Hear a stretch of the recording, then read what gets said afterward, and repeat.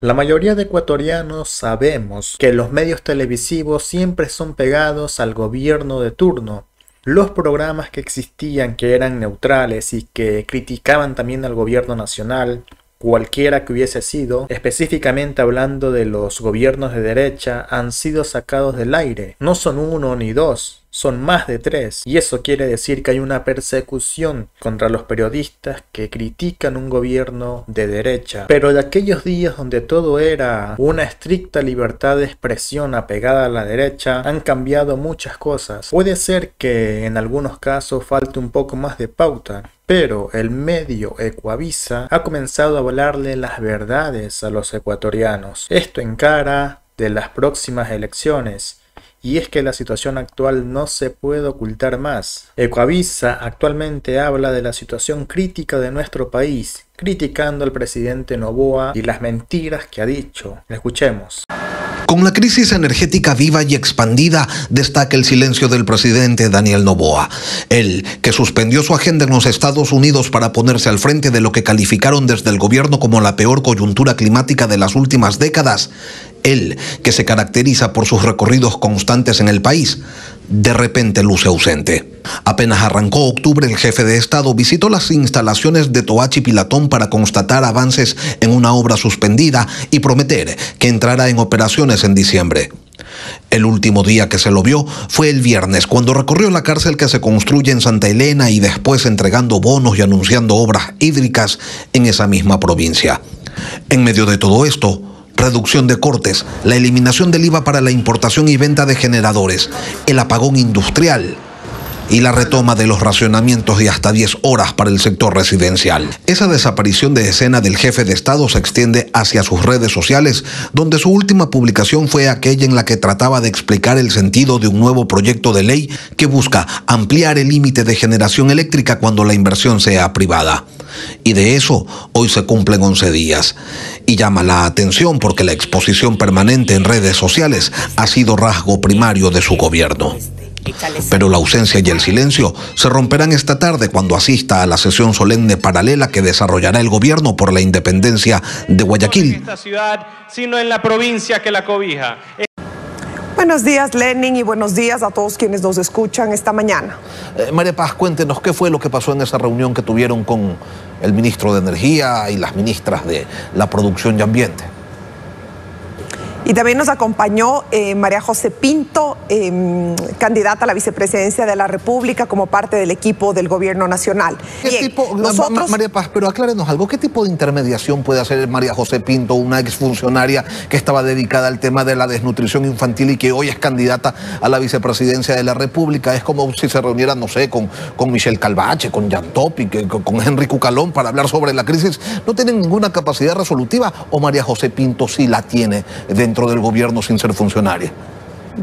Bueno, no, eso yo no puedo responder. Yo no puedo hablar sobre las competencias que ella tenga y entiendo que legalmente no las tiene. Pero yo creo que sí es positivo. Fíjese usted que ahí sí yo rescato, yo creo que es positivo y de hecho varias fuerzas políticas nos han llamado a los gremios productivos a preguntar nuestras posturas, a darnos las de ellos, a dialogar con nosotros y yo creo que eso es positivo. Pero seguramente no se van a reunir en el Palacio de Gobierno, María Paz, sino en otros son los lugares. Las formas también tienen que ser respetadas. Y así como usted pudo escuchar de Ecuavisa, también se reveló un dato importante, anticipando la campaña electoral, haciendo proselitismo. Pero esto puede que el CNE y los órganos de control no hagan absolutamente nada. Este es el nuevo Ecuador. Y en el tema de la política actual, la vicepresidenta Verónica Abad también tendría que asumir su cargo en los próximos meses, pero eso está en veremos. Pero hay un dato importante: Verónica Abad teme por la vida de su familia y asegura que drones y fotógrafos merodean los lugares por donde está su familia. Esto es un dato terrible. Pero además, ella no sabe por qué el presidente Noboa le tiene tanto rencor a ella. Esto supo decir. Que ahora la Casa Militar sorprende a 3 policías de la Policía Judicial persiguiéndolo a mi hijo, tomándolo fotos a su familia. Es decir, está perseguido literalmente Sebastián. Con todas las herramientas, por supuesto que vamos a buscar la fuerza de la ley ante estos ilegales oscuros que andan tras la vida de mi hijo y de mi vida y de las personas, sin duda alguna, que me apoyan apoyan en todo este trayecto tan lastimoso para el Ecuador. Que te vuelen drones sobre tu casa, que veas que te están fotografiando. Estamos viviendo una persecución y no sabemos, porque esto es un odio injustificado, porque ni siquiera el presidente hasta ahora ha podido decir y dar cuenta a los ecuatorianos por qué razón tiene tanto odio hacia su vicepresidenta y hacia su familia, porque en este momento lo que procura es destruirnos. Ya no es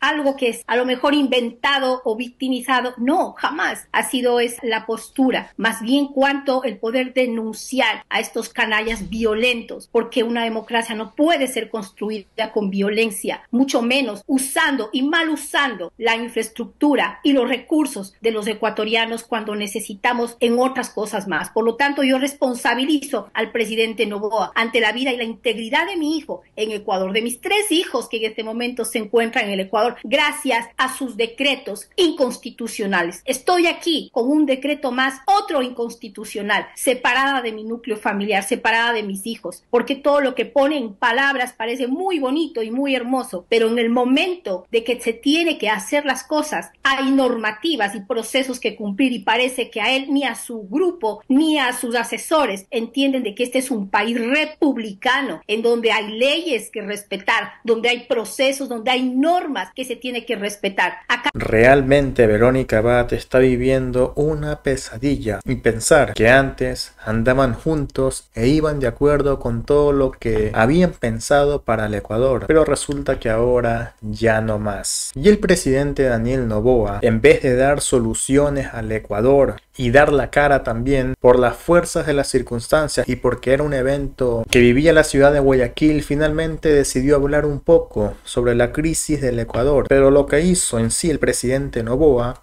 fue echarle la culpa a otros gobiernos y decir que finalmente ahora sí tiene la supuesta solución a los problemas, o al menos eso quiere dar a entender. Lo que es cierto es que ya van muchas veces que dice lo mismo y al final las cosas no solamente que no se solucionan, sino que empeoran. Escuchemos.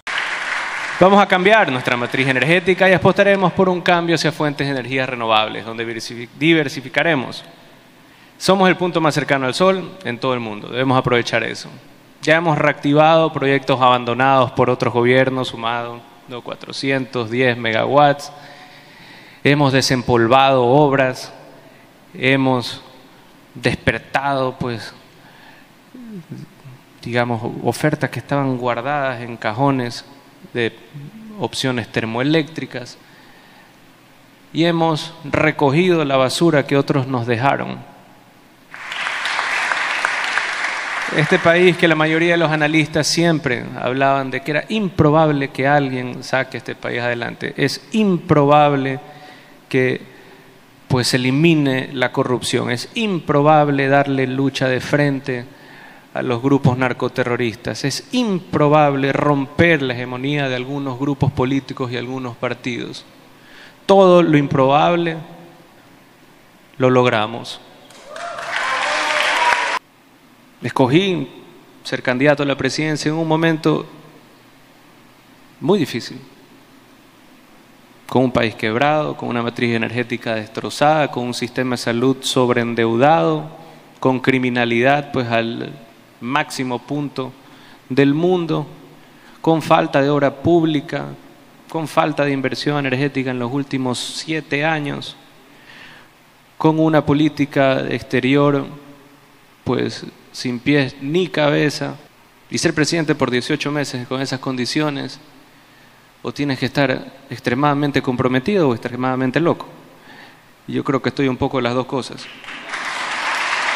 Algo sí debemos de decir, que es muy probable, dentro de lo poco probable que hemos hablado, y eso muy probable es que le ganaremos y venceremos al mal una vez más. Enfrentamos, sí, una de las crisis climáticas más severas de los últimos tiempos, donde por malas decisiones del pasado dependemos en materia energética únicamente del clima. Hoy toca afrontar esto, arrimar el hombro, y como lo están haciendo cada uno de los ecuatorianos. Pero también es un momento de reflexión, es un momento de lucha y es un momento de tomar decisiones sumamente difíciles, porque son los líderes improbables los que salen adelante en estos momentos.